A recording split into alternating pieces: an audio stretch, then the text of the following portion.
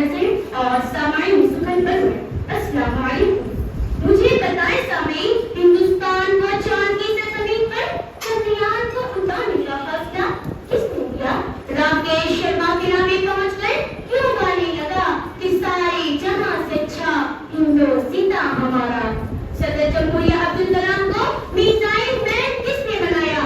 حوالدار عبدالحمید اور بریگیڈیئر عثمان کو پاکستان کے مقابلے میں ہندوستان کی سرحدوں پر جان قربان کرنے پر کس چیز نے ابھارا؟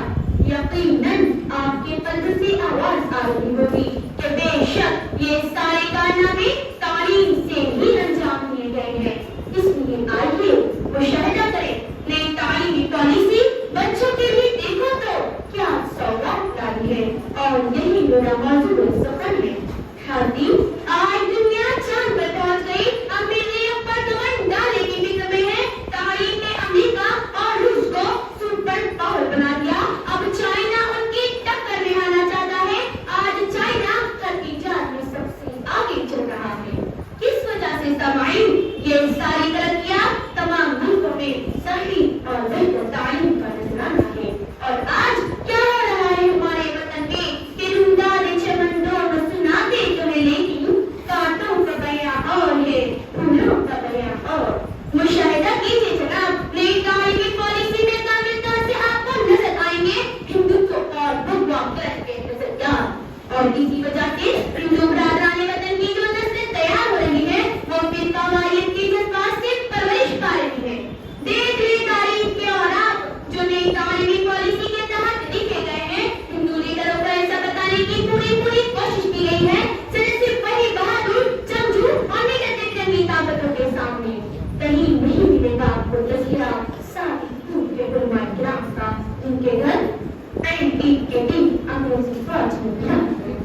آج نئی تعلیمی پالیسی کا اثر یہ ہوا کہ گزشتہ دنوں میں میوات کے قصبے لٹ میں 700 مکانات کو بیڈوزر سے ڈھا دیا گیا. جلیان والا باغ میں اس طرح کے چار دیواری میں گھیر کر گھومنے برسائی گئی. بالکل وہی نقشہ آپ کو مرادآباد کی عیدگاہ میں دیکھنے کو ملا تھا. کوئی لیڈر نہیں کہتا اپنے اسٹیج سے کہ مذہب نہیں سکھاتا آپس میں بیعت رکھنا، ہندی ہے ہم وطن ہے ہندوستان ہمارا.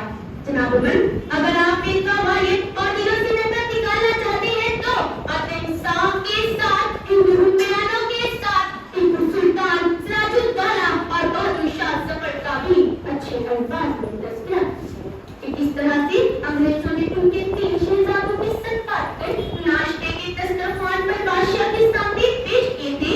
ہمیں انکار نہیں کہ بھگت سنگھ اور سکھدیو نے پھانسی کے پھندے کو اپنے گلے میں ڈال کر شہید وطن کہلائے. مگر اشفاق اللہ خان کا بھی تو تذکرہ کیجیے جنہوں نے پھانسی کی رسی کو چھو کر کہا تھا کہ سر فروشی کی تمنا اب ہمارے دل میں ہے، دیکھنا ہے زور کتنا قاض قاتل ہے. جناب عمر، کیا یہ فرقہ واحد نہیں کہ جہاں مسلم حکمرانوں کا ذکر آیا صرف 3 لائنوں میں بات ختم کر دی جاتی ہے؟ بلکہ دیکھو تو نصاب کی کتابوں میں وہ مولانا ابوالکلام آزاد جو احمد نگر کی جیل میں رہے اور بیوی کی جنازے میں شرکت سے محروم رہے. آزاد ہندوستان کے پہلے وزیر تعلیم بنے ہمیشہ گاندھی جی اور پنڈت نہرو کے ہم سفر اور ہم پیارا رہے. ان کا ذکر بھی صرف 3 سطروں میں ہے. حاضرین کرام، انہی ناانصافیوں کو دیکھتے ہوئے ہندوستان کی سپریم کورٹ نے 2 قابل ذکر مشاہدات کی جانب سے مرکزی حکومت کی توجہ مبذول فرمائی ہے. محترم صاحبان، نوٹ کیجیے. نمبر 1، آج کی تعلیم انسانی رویے کی اصلاح کرنے میں ناکام رہی ہے. نمبر 2، شرع خواندگی میں اضافے کے ساتھ ہی انسان میں قدر سوال پذیر ہے. دراصل نئی تعلیمی پالیسی کا مقصد تو یہ ہونا چاہیے اس سے طلبا کی ہمہ جہت نشو نما ہو. اس میں computer application, law and public administration